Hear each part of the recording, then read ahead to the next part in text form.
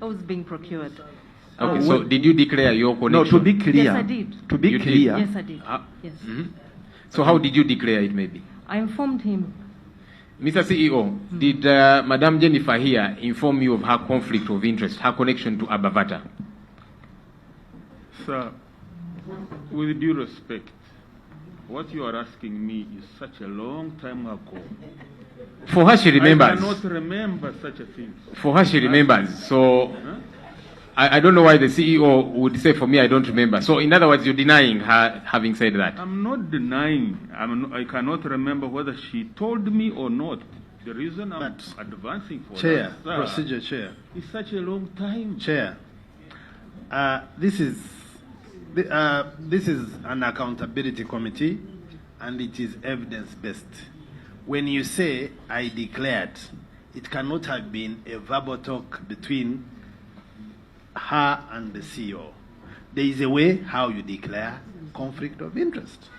Now, can they give us a record that actually she declared a conflict of interest in form of a minute or a letter?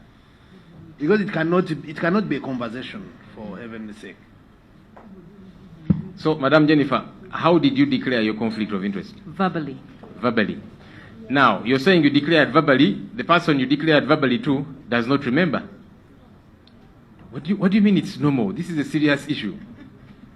Sir, if he doesn't remember, I cannot begrudge that. He says he doesn't remember.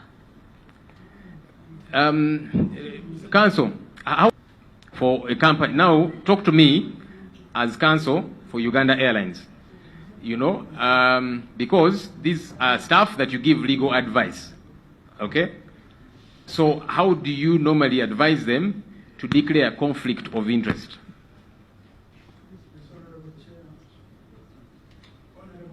Just bring it closer. Honorable Chairman and honorable members, conflict of interest in the procurement process is documented.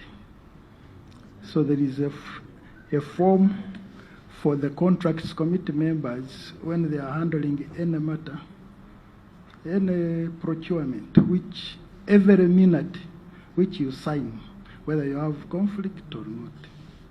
Okay. So did you sign And that? in Okay. this process, Honorable Chair, to be fair, like Mr. Bagend is saying, if he can't remember, it is better to give us the documents and see whether that process was complied with. So when she talks Who to about give you documents? time to look at that procurement file, whether there was compliance with the law. No. You know why that doesn't make the cut? She has been very clear. She declared verbally. So don't try and force it, because you're going to leave this place and go and forge the document and backdate it. So I'm not going to accept that, Counsel. Honorable Chair, that's what I'm saying now.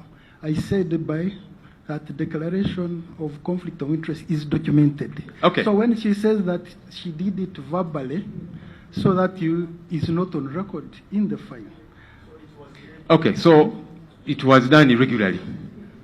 And we have ascertained as end user. So who was the contract manager? I was? You were the contract manager. Yes.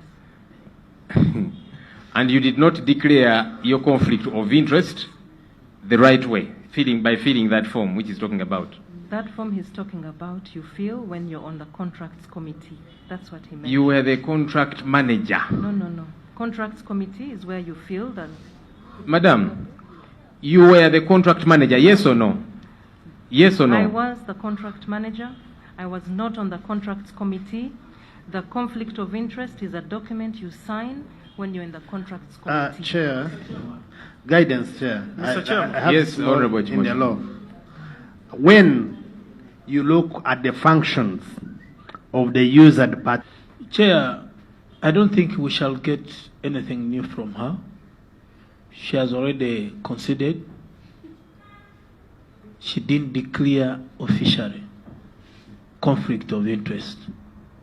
That is very true. She has clearly accepted it, and she cannot deny that she was the user manager, and for that case, she initiated the contract, and she had to provide technical guidance to the contracts committee, and therefore, Mr. Chair,